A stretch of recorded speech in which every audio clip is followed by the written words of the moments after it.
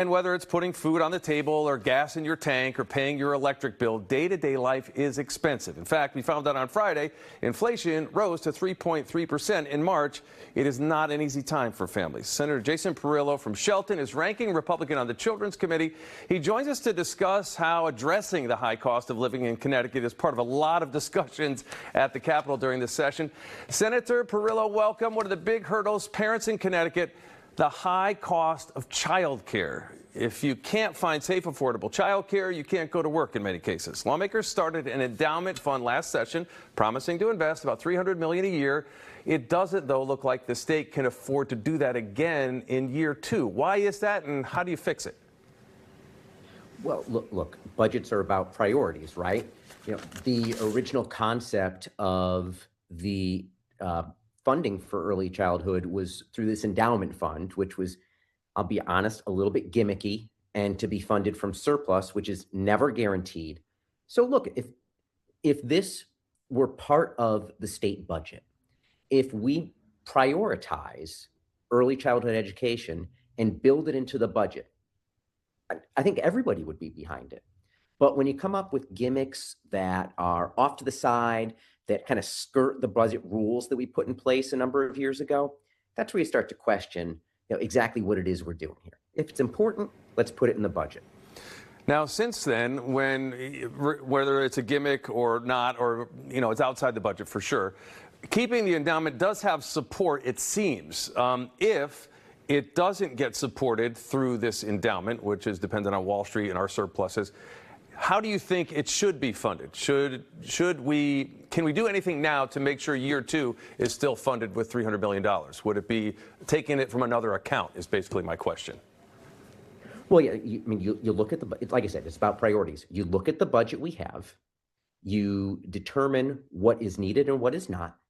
There are departments that can give money back. There are departments that have underspent. There are things we're funding that aren't as high a priority as early childhood education. That's where the money should come from. It shouldn't be from outside the budget. It shouldn't be from surplus that may or may not exist.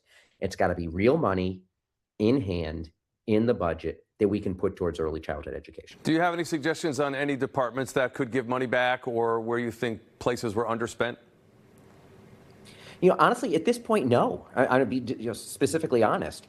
And I think our ability to do it in this short legislative session where we just make little minor budget adjustments isn't going to get us where we need to be.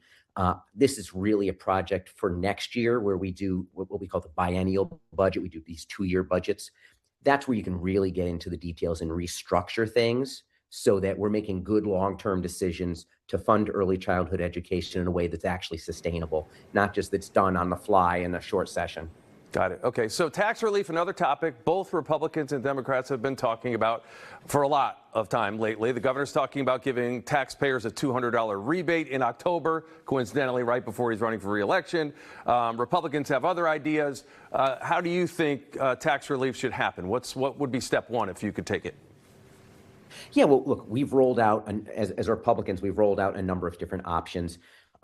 Tax credits related to your motor vehicles, a specific tax cut for income taxes. It amounts to about, all in, the Republican plan is about $1,500 per person in Connecticut. Compare that to what the governor has decided. And by the way, that's 1.5, $1,500 in perpetuity every year. The governor proposed his $200, and it's really a tale of two futures for Connecticut, and there couldn't be two futures that are more different. You've got a Republican plan that is serious tax reform, serious tax savings year over year over year. And you've got the governor's plan, which is $200 right before the election in November. Those are not the same thing. $200 once is not real affordability. It's not real tax relief. Let's just be intellectually honest about it and just call it what it is.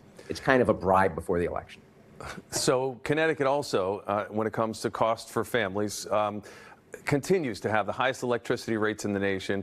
Republicans have said many times they want to get rid of the public benefits charge on the bill. First, do you agree?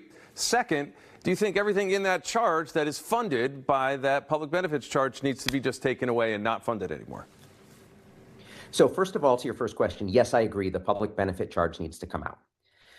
To your second question, and a lot of people don't realize this, there are many different programs that are funded in that public benefit charge.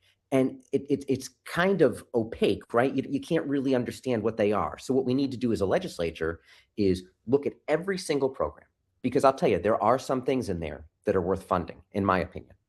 So you look at every single thing, you decide what we need to fund, the need to haves versus the nice to haves. You take the need to haves and you put those actually in the state budget. That's how you fund it. You don't tack it onto somebody's already expensive electric bill. That's just not fair. But if you, again, it's about priorities. If you believe in it, fund it in the budget. We got to leave it there. Senator Jason Perillo, Republican from Shelton. Thanks so much for joining us for Face the Facts. We appreciate your time. Thank you.